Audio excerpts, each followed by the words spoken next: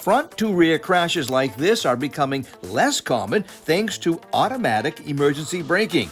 More and more vehicles are now equipped with that technology, which uses a combination of radar and cameras to detect objects. We evaluated 30 vehicles, and of those, 16 received one of our top ratings of either good or acceptable.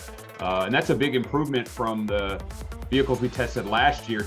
Back then, I reported there was a much higher failure They rate. found 7 crash avoidance systems struggled at the higher test speeds of 31, 37, and 43 miles an hour. How do you account for that increase in performance? All of the vehicles now have these front crash prevention systems that look forward, but they're constantly adding more targets, having them work at higher speeds. A few years back, these tests were conducted at a maximum speed of 25 miles an hour.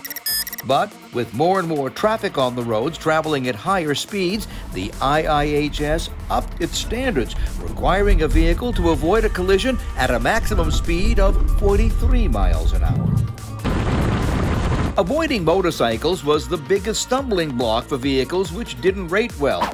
Those types of crashes are responsible for more than 200 motorcyclist deaths annually here in the United States.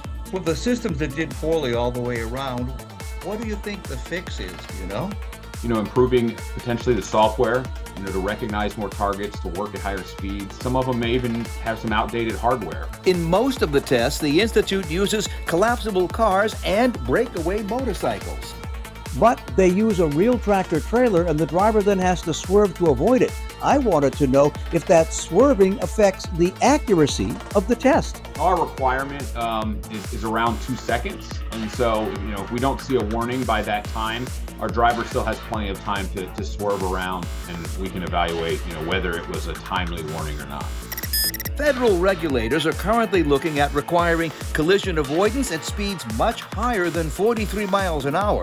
But right now, automakers are resisting.